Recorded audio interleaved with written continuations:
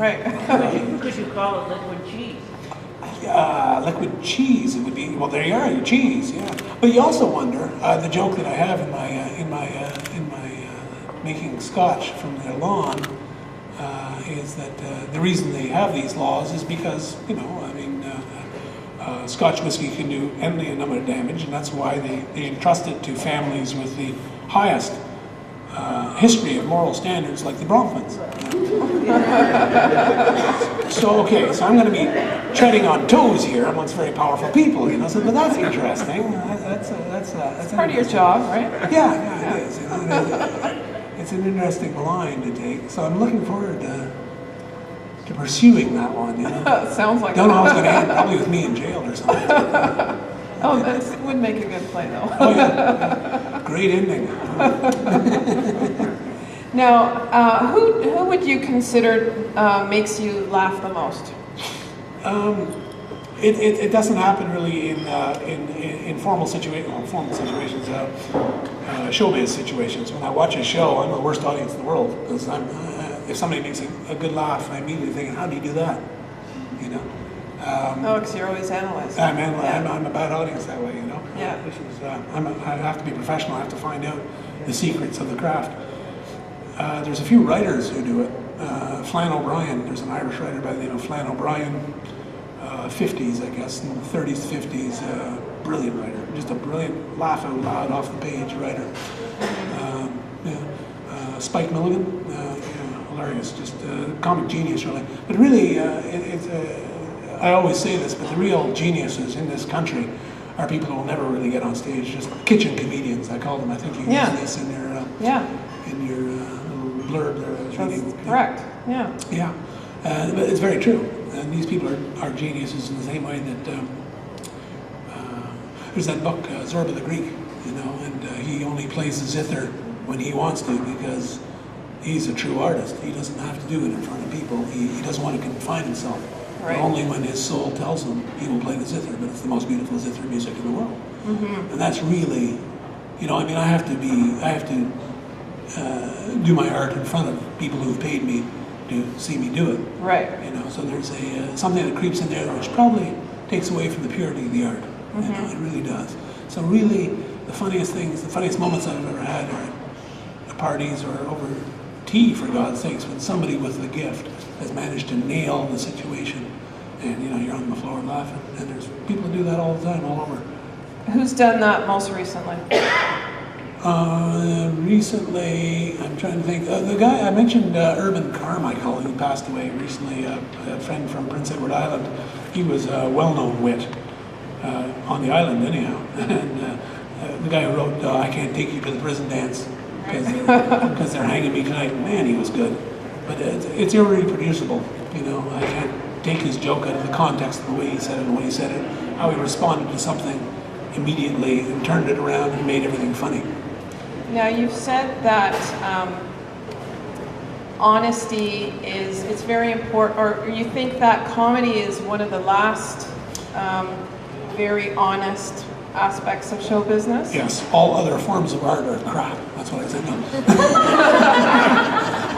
No, I mean, I don't know when I said that or something. I guess I was feeling that it does feel. I mean, it's like I say, you can actually earn a living and not be tied into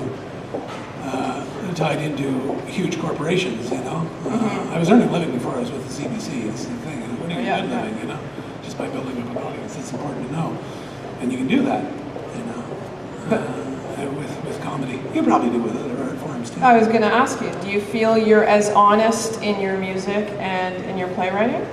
I never think of myself as a musician, you see. I'm okay, but I think in terms of song, and I think of filling in the song with things, I don't really concentrate much on it, and that's probably anything that's any good in my music is because of that.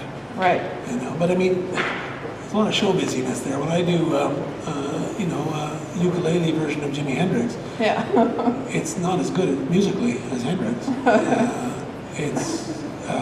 But the fact I'm doing it with a ukulele is what probably sells it. Because if I, had a Fender Strat and did it note for note, it would be at best a clone band, you know. Yeah. So I don't know. music's one way to do it. There's sometimes I'm more musical than others. It's a bit of a mystery to me, music. Yeah. How often do you actually write new material? Well, like I say, I'm working on this, turning my lawn into Scotch right now. If I'm not, I wake up in the morning and write something, and a lot of times I'll not use it. Sometimes I will, you know. I try to write a new joke or something about every place I'm in, just because it kind of makes me think about the place that I'm in, and that's always a good performance idea. It's also a good way to live, to be where you're at, you know. Yeah. You know, be in Brampton when you are in Brampton. Don't pretend you want to be in Hollywood or something. Right. I got to do this gig because I got something more important next week. You know, Yeah. no, this is where it's at. Yeah. So tonight it was the Limerick. Limerick was actually, no, I faked that. I used that in a few places because you can exchange the name of the town. So honestly, no, that was a bit So of a you're shame. not as honest in comedy as you. Well, whatever gets that, whatever, it's like acting, you know. I mean, you don't have to be a Danish prince to play Hamlet. Right. Now, what do you think is the best advice you've ever been given? Oh, man. About comedy you're talking about, eh? No, it could pertain to anything. Man. You keep learning things, don't you? Eh? And you keep learning things that make, start making more and more sense, the different stages you go through. I'm just trying to think of the last little sort of thing, words I've tried to live by that you do come across. Man, that's a really good question, you know. We can come back to that if you want. No, I'll think of it. Okay. Here's another one. What's been your greatest life lesson? Yeah, similar question, yeah. Yeah. At least I took the answer to the last one to turn into something. I'm not always have as much spiritual integrity as I am able to say, you know.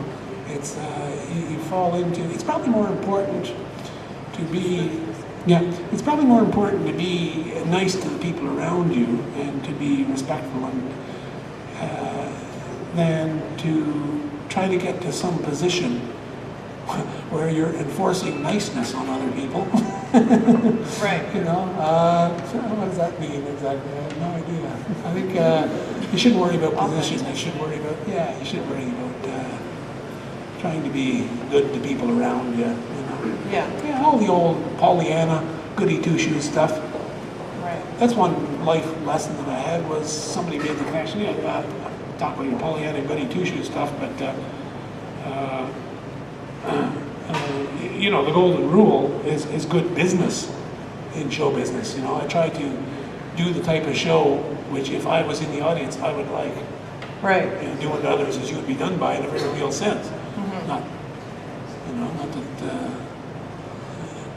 You know, I'm not catching religion on you or anything. I'm just saying it makes real good business sense. It makes it opens up your ability to do things because you're one of them and you're talking to your best self. Right.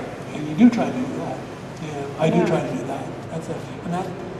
That was handed down to me by wiser people than me. Yeah, sure. Yeah. That's a good place to be. That's a good place to be. I hope I can, you know, it's not always possible to be there all the time. That's the thing. Okay, let's open up the questions to the audience. Does anyone have a question for Lorne Elliott? No. We covered the whole spectrum. Yes, go ahead.